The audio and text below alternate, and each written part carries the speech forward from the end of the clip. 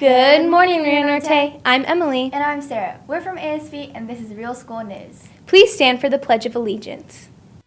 Face the flag, put your right hand over your heart. Ready, begin.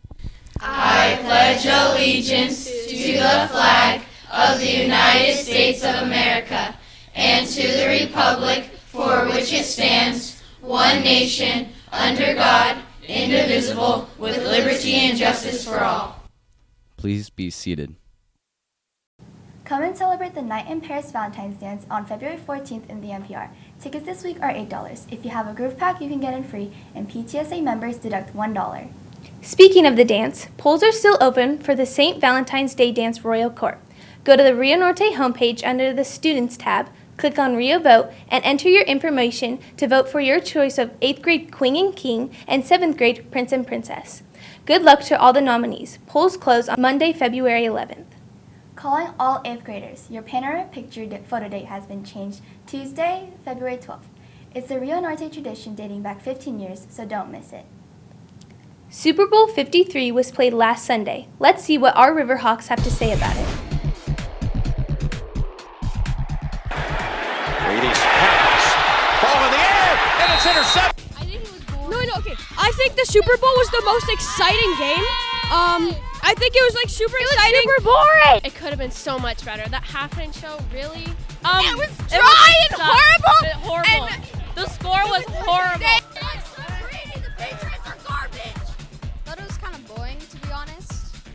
Well, I guess I echo a lot of the country when I say that I'm tired of New England being in the Super Bowl. So I'd love to see 2 new teams next year. I'd love to see the Rams again. I thought they did a great job.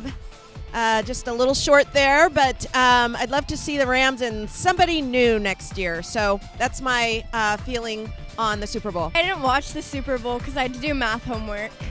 Care, honestly. It was boring. You didn't watch it.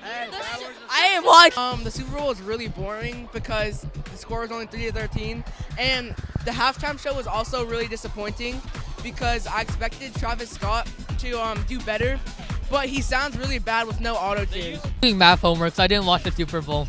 I'm happy the Patriots won.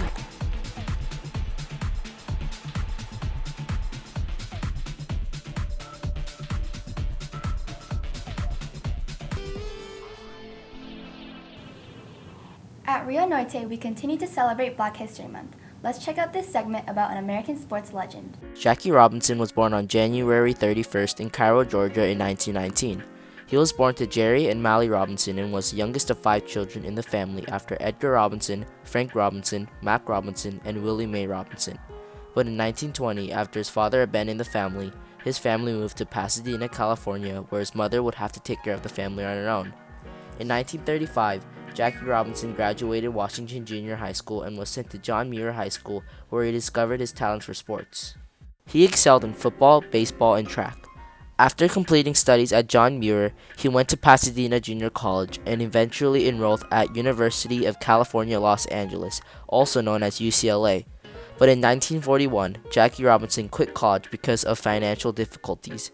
From 1942 to 1944, Jackie Robinson served as a second lieutenant in the United States Army, and after being discharged from the Army in 1944, he sought to play baseball professionally. At the time, the sport was segregated, so African Americans and whites had to play in separate leagues. Jackie Robinson began playing in the African American League and was signed by the Kansas City Monarchs. During the season, Jackie Robinson pursued a potential major league interest, even though no African American ever played in the major leagues. On February 10, 1946, Jackie Robinson got married to Rachel Issam Robinson and had 3 children together named Jack, Sharon, and David. On October 23, 1946, it was publicly announced that Jackie Robinson would be playing for the minor league team, the Montreal Royals, and made his debut at Daytona Beach on March 17, 1946 in an exhibition match against the team's parent club, the Dodgers. Despite their racial abuse, particularly at away games, Robinson had an astounding start with the Royals, leading the International League. His successful year led to his promotion to join the Dodgers. Robinson played his first game at Ebbets Field for the Brooklyn Dodgers on April 15, 1947, making history as the first African American athlete to play Major League Baseball in the 20th century. Harassment continued, however, most notably by the Philadelphia Phillies and their manager, Ben Chapman. During one infamous game, Chapman and his team shouted derogatory terms at Robinson from their dugout. Many players on opposing teams threatened not to play against the Dodgers. Even his own teammates threatened to sit out.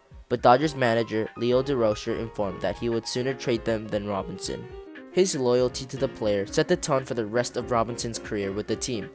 Others defended Jackie Robinson's right to play in the major leagues, including league president Ford Frick, baseball commissioner Happy Chandler, Jewish baseball star Hank Greenberg, and Dodgers shortstop and team captain Pee Wee Reese. In one incident, while fans harassed Robinson from the stands, Reese walked over and put his arm around his teammate, a gesture that has become legendary in baseball history. Robinson succeeded in putting the prejudice and racial strife aside, and showed everyone what a talented player he was. In his first year, he hit 12 home runs and helped the Dodgers win the National League pennant. That year, Robinson led the National League in stolen bases and was selected as Rookie of the Year. He continued to wow fans and critics alike with impressive feats, such as an astounding batting average during the 1949 season. He led in stolen bases that year and earned the National League's Most Valuable Player award. Robinson soon became a hero of the sport, even among former critics, and was the subject of the popular song, "Did You See Jackie Robinson Hit That Ball?" His success in the major leagues opened the door for other African American players, such as Satchel Paige, Willie Mays, and Hank Aaron. Finally, in 1955, Jackie and the Dodgers won the World Series, winning against the New York Yankees. Robinson's career in the major league brought an end to approximately 60 years of segregation in professional baseball. Then, in January 5, 1957, Jackie Robinson retired, and on 1962, he was inducted in the Baseball Hall of Fame. Sadly, on October 24, 1972, at the age of 53, Jackie Robinson passed in Stamford, Connecticut. He was awarded the Presidential Medal of Freedom, the highest civilian honor in America, on March 26, 1984. And he also won the Congressional Gold Medal on March 2, 2005. And in recognition, baseball players were the number 42 on April 15th to honor his debut as the first African American player to play in the major leagues. "A life isn't significant except for its impact on other lives," Jackie once said. Jackie Robinson made a huge impact on others and will always be remembered as a great baseball player and a true hero.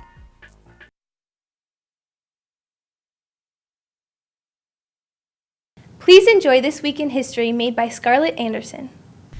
Hey Riverhawks, I'm Scarlett Anderson and you're watching This Week in History.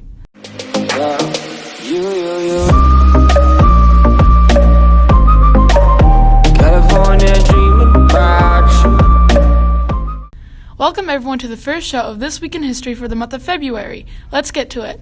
First off, on February 4th, 2004, Mark Zuckerberg launched the famed app Facebook from the insides of his dormitory at Harvard. Next, on February 6th, 1971, Alan Shepard became the first man to hit a golf ball on the moon due to him smuggling his golf club inside his astronaut suit. Lastly, on February 8th, 1926, the Disney Brothers Cartoon Studios became the Walt Disney Studios Company. And that concludes This Week in History. I hope everyone enjoyed it. I'm Scarlett Anderson, and I'll see you next time on RioTV. Project Linus is an organization that makes blankets for critically ill children in the hospital, but they recently suffered a tragedy. To find out how you can help, watch this.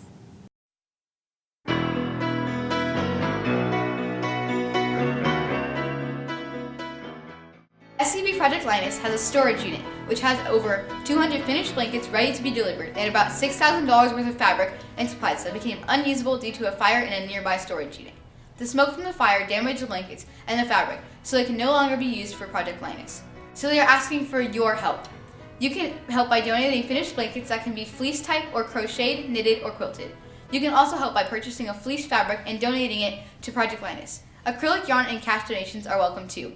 If purchasing fleece, it is best to have lengths of 1.5 to 2 yards for each blanket. All donations can be brought here to Rio Norte and delivered to Miss Moore in room C3. For further information, check out www.scvprojectlinus.org. That's it for today. Teachers, remember to refresh your browser for NTTF. I'm Sarah. And I'm Emily. And we'll see you next time on RioTV.